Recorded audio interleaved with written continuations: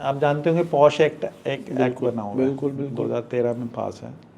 उसमें work place के ऊपर अगर किसी के साथ भी कुछ दुर्व्यवहार होता है, दुराचरण होता है, हरासमेंट है, तो उसमें महिला एम्प्लॉय जा कर के ये एक इंटरनल कमेटी होती है, वहाँ अपनी बात को रख सकती है। ठीक है।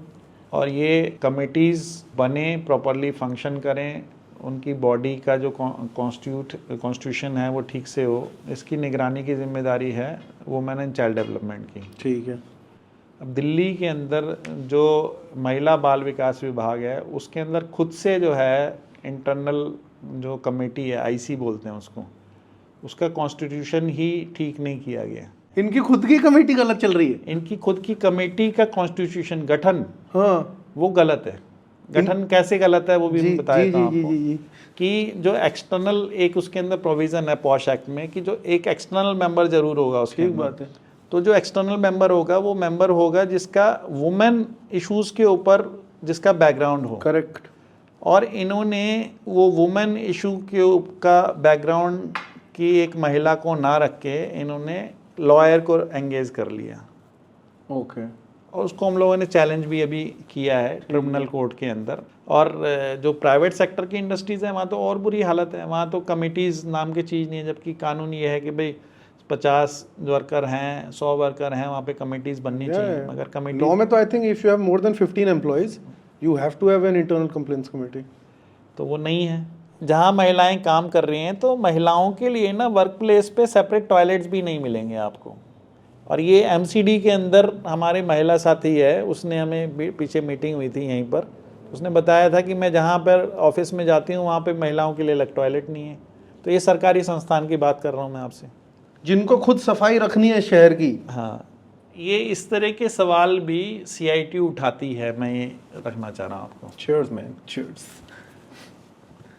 पर ये जो सोशल जस्टिस मंत्रालय चल रहे हैं हर सरकार में, भारत सरकार में भी, ये कर क्या रहे हैं फिर? Every government has a social justice minister, what does that mean? Social justice यही तो होगा ना सोशल जस्टिस, और क्या होगा? आप सही कह रहे हैं, मगर ये करते क्या है मंत्री? मिनिस्ट्री ऑफ सोशल जस्टिस के सामने बैठते हो आप? जी जी ये क्या बात कर रहे हो भाई? ये आपके सामने है? जी, इसमें भी यूनियन है हमारे एम्प्लॉयज़ में। अच्छा, मिनिस्ट्री ऑफ सोशल जस्टिस में भी? क्या बात कर रहे हो भाई? इसमें यूनियन है, काफ़ी सालों से है। ओह मैन, ये जो दिल्ली में जो आंगनवाड़ी एम्प्लॉयज़ का, वर्कर्स बोले एम्प्लॉयज़ बोले, मुझे नहीं पता टेक्निकली सही शब्द क्या है, पर वो जो प्रोटेस्ट चलता है दिल्ली सरकार के खिलाफ, वो एकदम जेन्युइन है?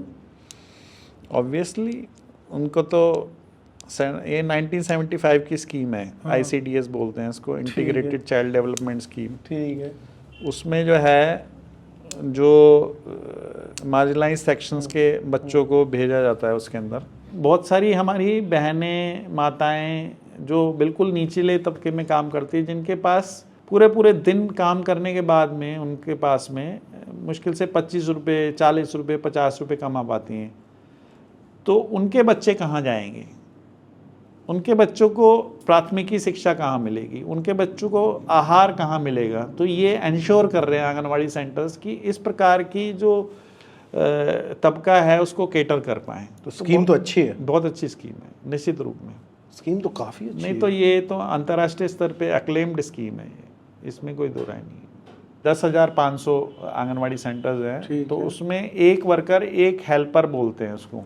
Got it. वो हर सेंटर पे होता है, एक वर्कर, एक हेल्पर। एक हेल्पर। तो टोटल होगा 21,000 लोग। 21,000 लोग हो गए। तो ये जो फैसला लेना है कि ये एम्प्लॉई कैटेगरी में आएंगे कि नहीं आएंगे, वो सेंट्रल गवर्नमेंट डिसाइड करेगी। अच्छा। और अफसोस की बात यह है कि इतना आज़ादी के कितने 75 साल बाद भी आज तक भी ऐसे लोग जो कि इतना महत्वपूर्ण काम कर रहे हैं समाज के अंदर, उसको सरकार जो है एम्प्लॉई डेफिनेशन में नहीं रखना चाहती।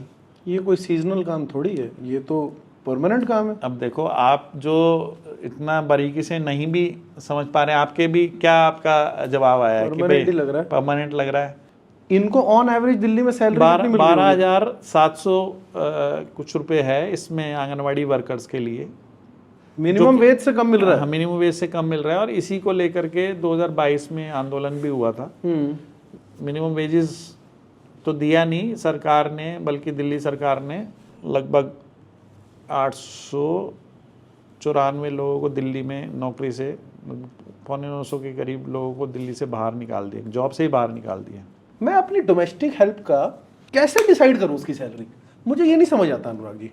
इसी से समझ आ रहा है ना कि वो चूंकि ऑर्गेनाइज नहीं है ना, तो वो खुद से तय नहीं कर पा रहे हैं। जहाँ पर एम्प्लॉयज़ वर्कर्स ऑर्गेनाइज हो जाते हैं ना, तो उनके अंदर एक साइंटिफिक अप्रोच आ जाती है। मुझे तो यही नहीं समझ आता कि मेरी मेड कॉन्ट्रैक्ट पे है, वो मेरी एम्प्लॉई है, मुझे तो आज तक नहीं समझ आ पाया। मतलब क्या मैं उसको डेली वेज दे रहा हूँ, या फिर उनको कुछ बीमारी हो जाए तो मेरे को उसका भी ख्याल आपकी रखना है। एम्प्लॉई वो तब हो जाएगी जब आप उसको मतलब दिन में 8 घंटे अगर उससे आप काम लेते Got it, हैं, got it. तो उनको तो फिर मिनिमम जो वेजेस गवर्नमेंट द्वारा अनाउंस्ड हैं उतना उनको तो देना उनको 18,000 मिलना ही चाहिए। मिलना और चाहिए। अगर स्किल्ड है तब तो 19, 19.5 ऐसा कुछ होगा। 21,000 के In लगभग। Delhi? हाँ, 21,000 के लगभग है स्किल्ड का, और हाईली स्किल्ड मतलब जो ग्रेजुएट्स हैं उसका 23,000 समथिंग। जो मेरे घर में खाना पका रहा है उसको मैं अनस्किल्ड बोलूंगा क्या? वो तो स्किल्ड में आएगा। वो तो स्किल्ड आएगा ना। जी जी जी, और स्वादिष्ट पका रहा है तो। अरे भाई साहब, फिर तो हाईली स्किल्ड, फिर तो